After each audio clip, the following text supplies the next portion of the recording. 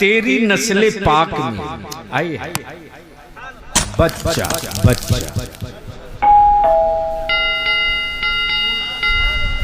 जोर से जोर से जोर क्या कहा? तेरी नस्ले पाक में है बच्चा बच्चा। एक बच्चा नहीं, एक बच्चा एक बच्चा नहीं, बच्चा बच्चा नूर का। आई है नबी फरमाते हुसैन मुझसे अब पूछा जाए कुरान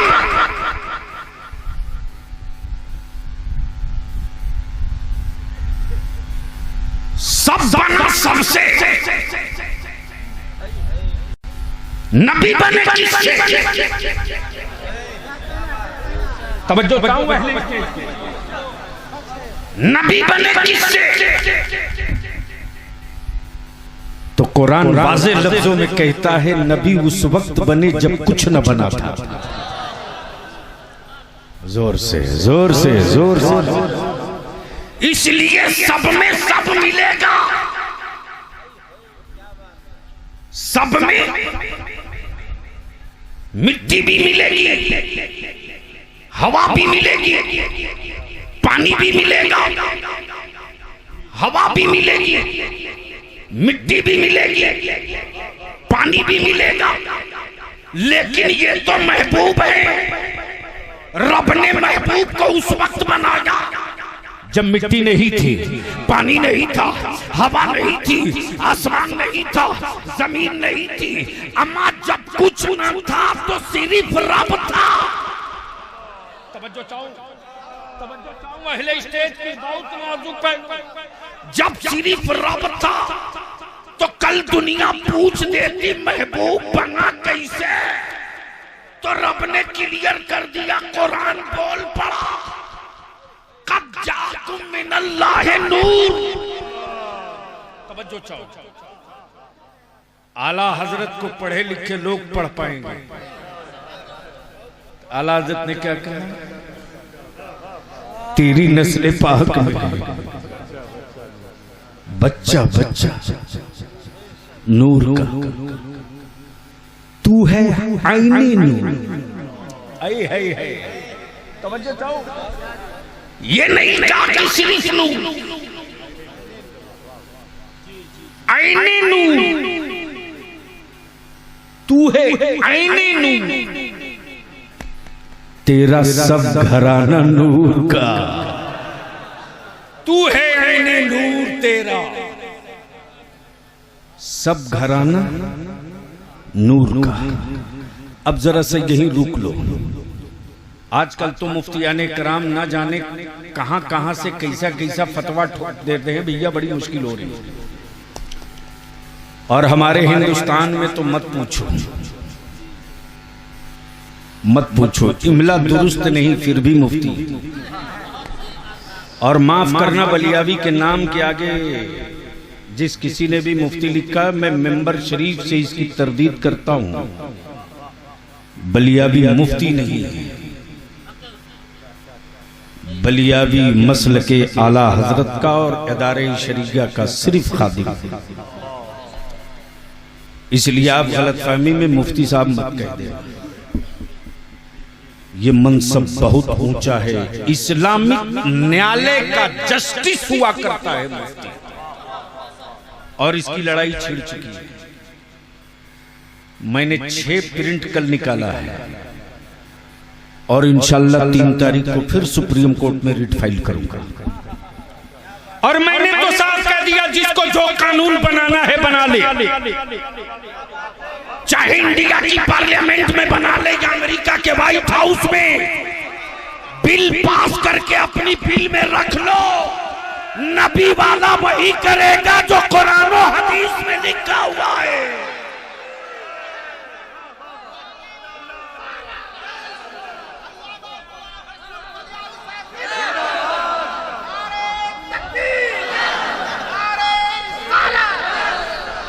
और ये सिर्फ रूम की आवाज नहीं है, पार्लियामेंट में जिस दिन ये बिल पास हुआ उस दिन पूरी दुनिया ने देखा था कि एक तरफ चट्टानी ताकतें पड़ी हुई है, एक तरफ पूरी हुकूमत के गुंडे लगे हुए हैं, एक तरफ पूरी तमन्नाई के साथ भारत के मुसलमानों को डेमोरलाइज करने के लिए लोगों ने कसमें खा रखी है, और दूसरी तरफ नहीं बना दबा सीना ठोक के कह रहा तू कानून बना रहा बना ले, तू संविधान ला रहा लेकर आ, तू बिल पास कर रहा कर ले। अरे जब यजीद की गुलामी नहीं कबूल किया तो पलीद की हुक्मरानी नहीं कबूल करेंगे।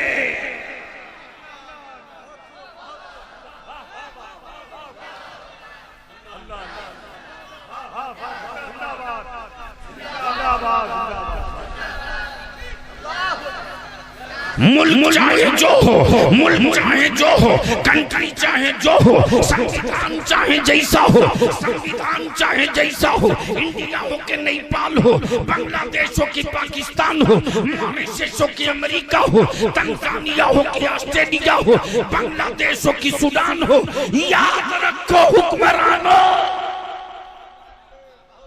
याद रखो, माना कि मेरे अमाल ने हमें इस दरवाजे पर लाया है, लेकिन याद रखना बड़ी बड़ी चट्टानों को उखाड़ने के लिए मक्का उलट कर नहीं आया था, मदीना पलट कर नहीं आया था, लेकिन उस रेगिस्तान में एक नन्हा असगर काफी था हुकूमतों की ताबूत में सदाकतों की कील ठोकने के लिए।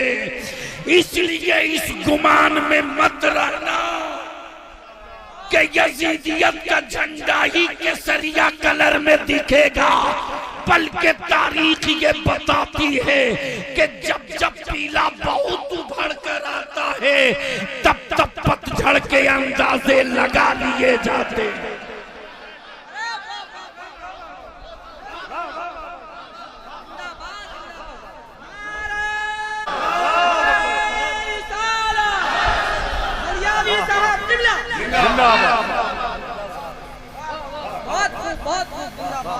अरे 370 की क्या बात,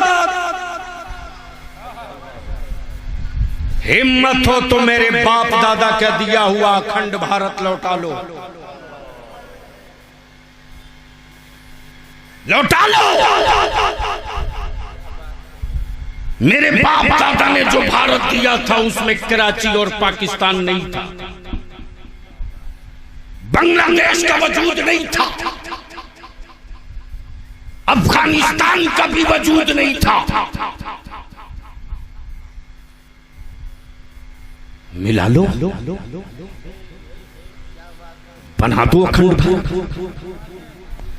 हम तो इसकी दुआ रोज कर रहे हैं, हम तो इसकी दुआ रोज कर रहे हैं कि सिर्फ महबूब इलाही और गरीब नवाजी तक हम क्यों लौट क्यों आते जाते।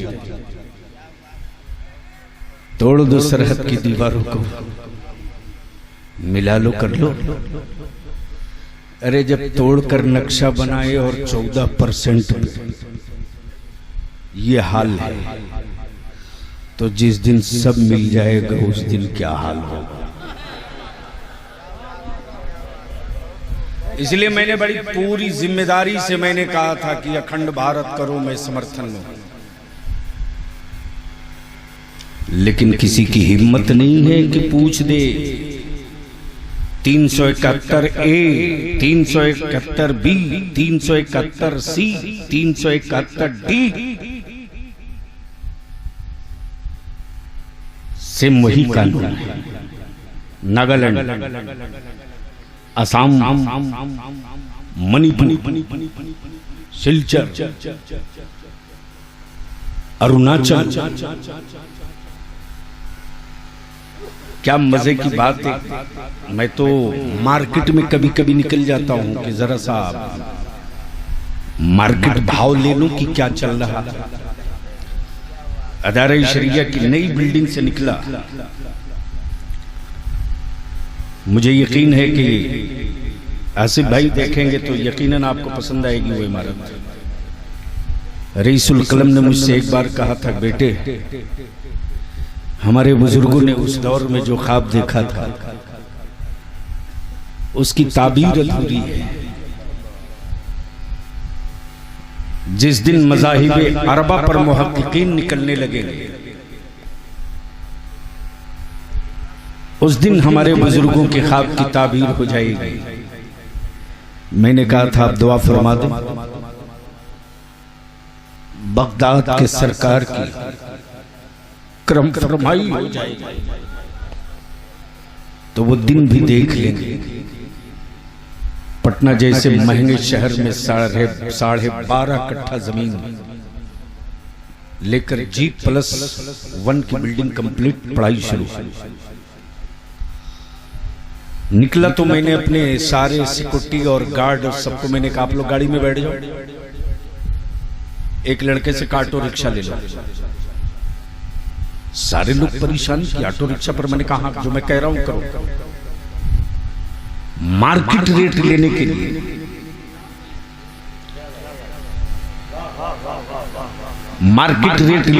मैंने कहा कि ऑटो रिक्शा चालक से मैंने कहा तब क्या हाल है, कश्मीर कब जाओगे? तो उसने कहा बस 2-3 महीने में जाएंगे, वहां जमीन लेंगे। मैंने कहा बधाई हो, पटना में तो मकान बना लिए हो ना, पटना में तो मकान बना लिए हो ना। तो टेम्पू चलाने वाला कह रहा है सर इतने महंगे शहर में कहां से मकान बनाएंगे, पटना में बना नहीं पाए लेकिन वहां लेने जा रहे हैं। ये मुंगेरी लाल के सपने हैं।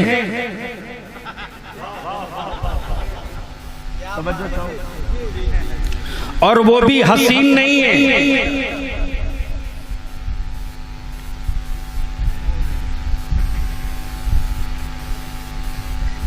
वो भी हसीन नहीं है। याद रखना पूरी दुनिया में इस वक्त इस्राइल की गुंडागर्दी का सिक्का चल रहा। 35 साल पहले इसी म्यांमार में वजीर खारजा और होम मिनिस्टर मुसलमान होता था, निकाल दी गई रूह। माफ करना, बॉडी का नाम रूह नहीं है, बॉडी बिल्डर का नाम रूह नहीं है। अच्छे खाने पीने जीने सुकून से सोने का नाम रूह नहीं है, इसका नाम रूह नहीं है। रूह देखनी है तो करबला का सैर करना पड़ेगा। बोल ले बोल ले बोल ले जोर से, अरे बोल यार जोर से जोर से। और आज पूरी दुनिया जब जब इस इतिहास को पढ़ती है कि वो कैसा नाना था जिसने कभी लोहे की तलवार को हाथ न लगाया, वो कैसा नाना था जिसके पावर का आलम ये कि उंगलियों के इशारे से डूबे सूरज लौट जाए,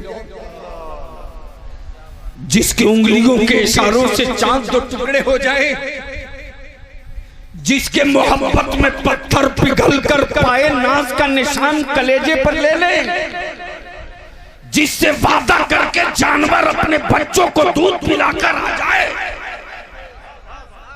जिसकी जियारत के लिए अज़दहा सर पटक पटक कर सिद्दीक़ अबू बकर के अंगूठे को दांत लगावे। अब मैं पूछता हूं, फतवाबाज बंद के बंदियों, तवज्जो चाहो,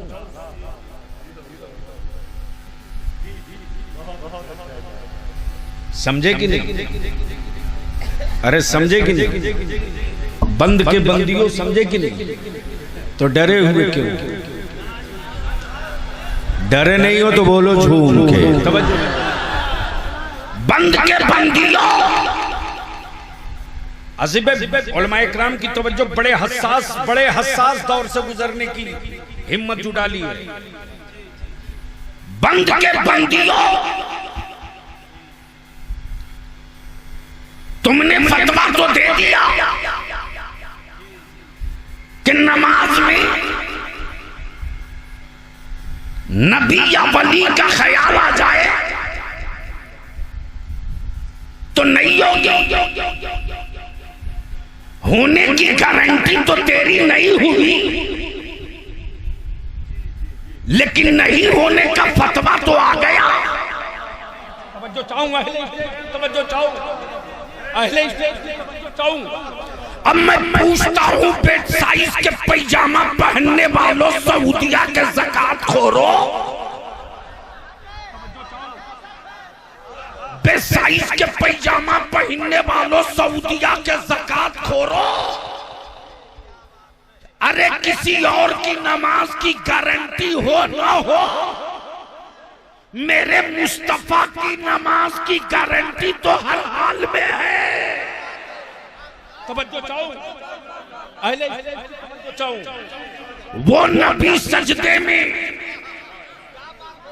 वो नबी की तवज्जो चाहूं, वो नबी सजदे में और कांधे पर फरिश्ता नहीं, कांधे पर फरिश्ता नहीं, दोषी अतहर पर पैगंबर नहीं, बल्कि सैयदा फातिमा का वो बेटा जिसके बारे में नबी कहे हुसैन।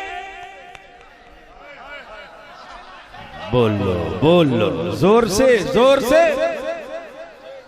हुसैन मुझसे, हुसैन मुझसे नमाज नबी पढ़े, सवार हुसैन हूं। हुसैन न नबी न रसूल, न फरिश्ता न जिन्ना,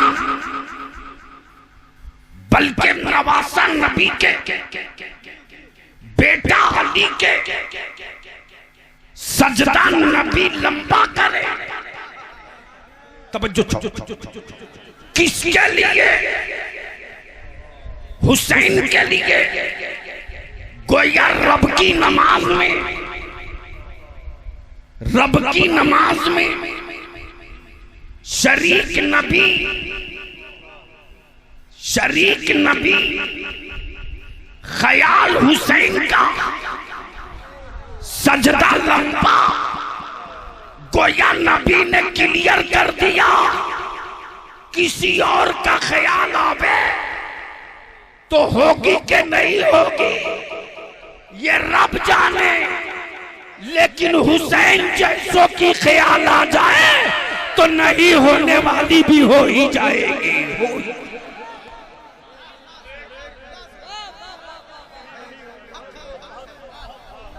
मोहब्बत से बोल लो, जोर से। अब थोड़ा सा जहन को करीब करो। मैं जानता हूं मुल्क नेपाल की हुकूमत को भी मैं धन्यवाद देता हूं, शुक्रिया अदा करता। यहाँ के प्रशासन ने भी बड़े हौसले और इंसाफ के साथ संविधान के तहत हकूक़ इंसानी और मानवता और इंसानियत की सेफ्टी और संरक्षण के हिसाब से जिस तरह सबको धर्म की आजादी मिली, उसी तरह ईमान वालों को भी अपने इस्लाम की आजादी मिली। इसलिए मैं यहाँ की हुकूमत को भी,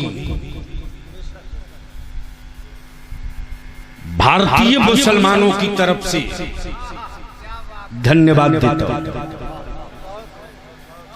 आज फख्र के साथ अज़ानें होती,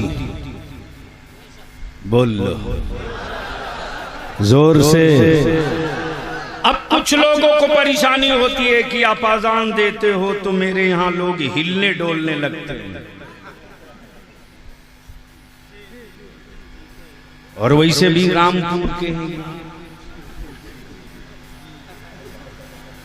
अच्छा आसिफ भाई, हमेशा रामपुर विवाद में ही रहा।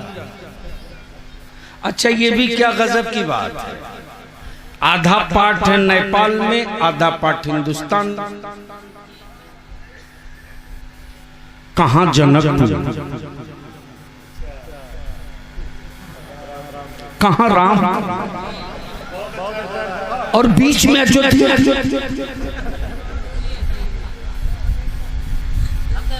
अब पर्दा उठा है 700 साल के बाद कि उनके वंशज भी,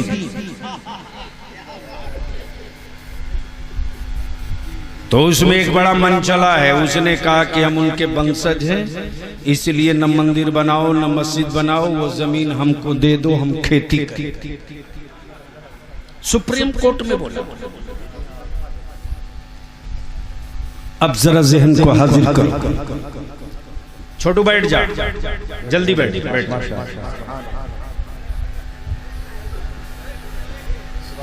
सुनोगे तो झूम के बोल लो, ऐसे नहीं यार, बोल रंग में, और जोर से बोल रंग में। तवज्जो चाहूं, सरहद पर हो, जिसको जो कानून बनाना है बनाते रहेगा, बिगाड़ते रहेगा। इसलिए कि जब हमने कहा था, और बड़े साफ लफ्जों में कहा था, भाइयों बहनों कहने वाले, क्या गजब के आइटम है। तवज्जो चाहो, क्या गजब के आइटम है वो। गला फाड़ के बोलते, भाइयों बहनों।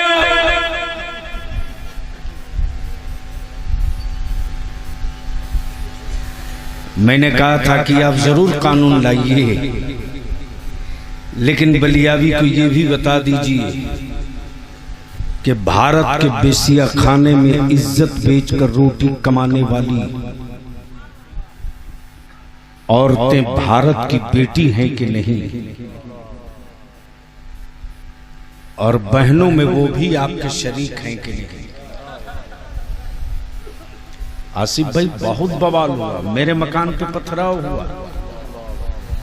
मैंने कहा था कि इन पत्थरों के टुकड़ों से मेरे हौसले नहीं टूटेंगे यार, हलक में आखिरी सांस रहेगी तब तक मैं नबी के दीन के झंडे की वकालत करता ही रहूंगा।